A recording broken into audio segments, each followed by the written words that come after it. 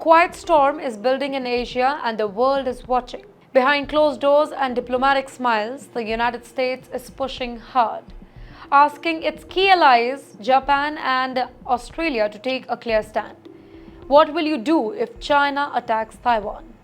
Seems simple, right? But this isn't.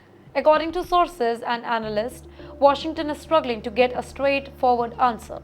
Japan and Australia aren't giving public promises, and for good reasons. Experts say that this is the sign that America's confidence is slipping, even as it continues to talk tough on China. Recently, a report by the Financial Times revealed that the US defense officials, specifically Albridge Callboy, are pressurizing Japan and Australia to spell out their roles in the possible war over Taiwan.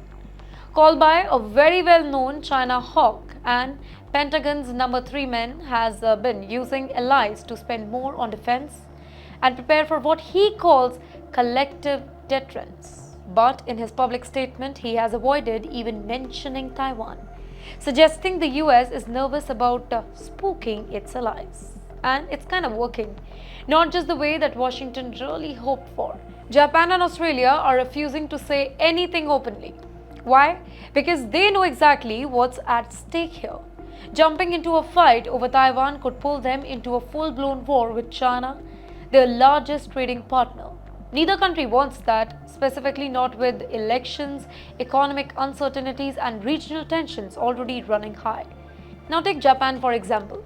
Their foreign minister recently clashed with China's Wang Yi during meetings in Malaysia, criticizing Chinese military drills near Taiwan. But even then, Tokyo was very careful not to make any bold public statement. According to experts, Japan might privately support the US by buying more weapons or deepening military ties, but they are unlikely to issue any dramatic pledge.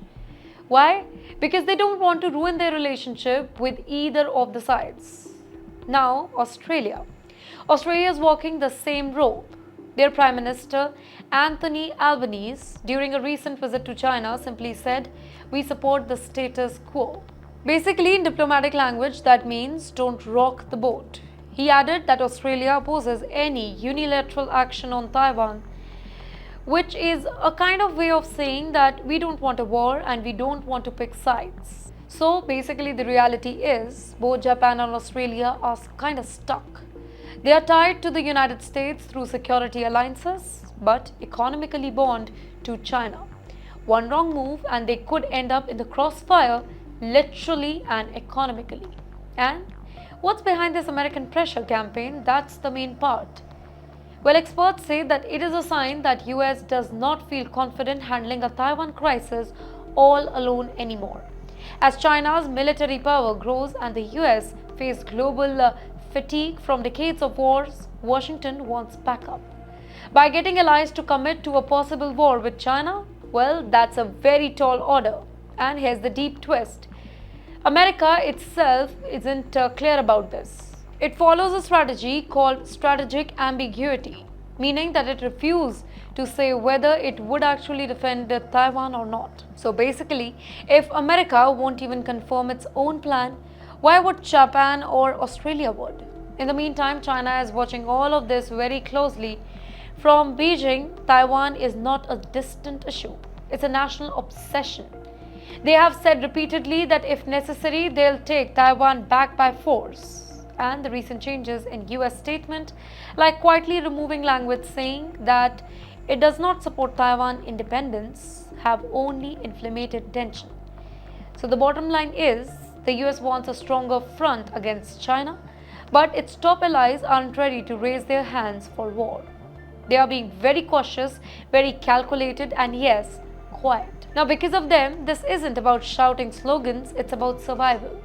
As one of the analysts say, no clear answer is in itself an answer. Well, the world is shifting, the alliances are uncertain, and Taiwan remains a kicking time bomb in the middle of all of this.